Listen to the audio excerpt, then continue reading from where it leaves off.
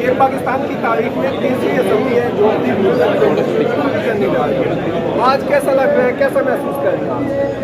कैसा महसूस कर रही हूँ?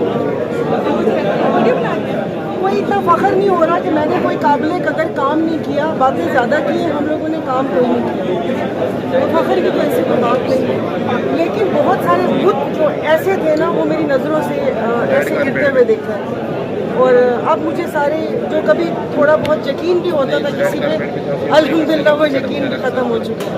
मैडम आप क्या समझती हैं कि आइंदा जो असेंबली आएगी वो जमहूरी लिहाज से मजबूत होगी या इसी तरह की जिस तरह पहले तजर्बात होते हैं उसी तरह की असेंबली होगी?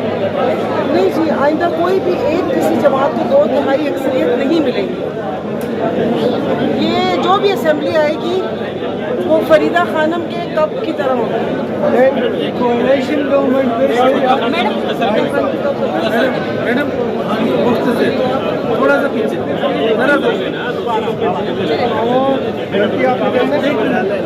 अरे मैंने ऊपर उसका जवाब देना के बाद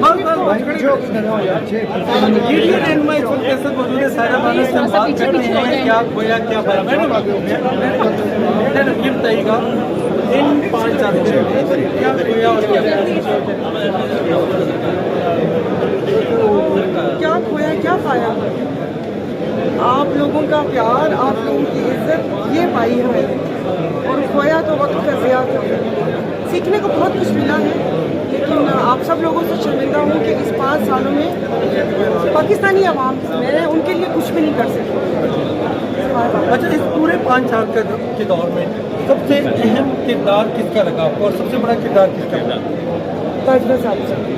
नहीं, इस्तेवान की बात कर रहा हूँ। इस्तेवान में मैं सेवान की ही बात कर रही हूँ। बोला ना आप लोग खुद ही तो पढ़ते आए हैं कि ये सब कुछ जो 3.5 साल थे वो कैसे थे, तो वही 1-2 नाम सुनती आई हुई थी, उन्हीं का किरदार लगा। बाकी तो हम ऐसे मैम एयरपोर्ट को आउटसोर्स कर दिया गया है, क्या कहेंगे? तुम में अगर हिम्मत है तो तुम ये चलाओगे। अच्छा सुने ये जो मौजूदा असेंबली है इसमें तो आवाम के गले में जो है ना महंगाई का खौफ डालकर ये असेंबली इस वक्त इख्तिताम को पहुँची है। अब इसको कितना देखें?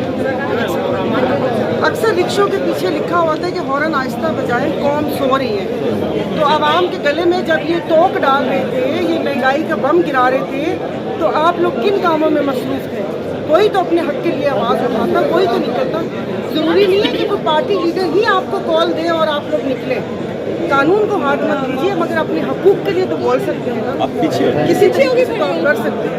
अब इलेक्शन कब मुतवक्किल है? जब इनको अपने लिए सारी चीज़ें सही लगेंगी तब इलेक्शन हो जाएगा। मैम निगरान वज़ीर आज़म के हवाले से क्या कहेंगी आप? क्या कहती हैं निगरान वज़ीर आज़म जो है, निगरान वज़ीर आज़म इलेक्शन करा पाएंगे कि नहीं?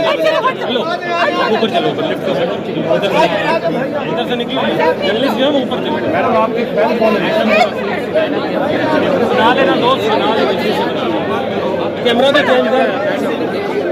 मैम ये बताएं कि निगरान वज़ीर आज़म जो है वो इलेक्शन करा पाएंगे या ये इंटरिम गवर्नमेंट होगी या टेक्नोक्रेट सेटअप होगा, क्या होगा ये? निगरान सबका मंजूर नजर होगा। बुक दे दे दोस्तों, आप वो कर ले बुक ले ले जी।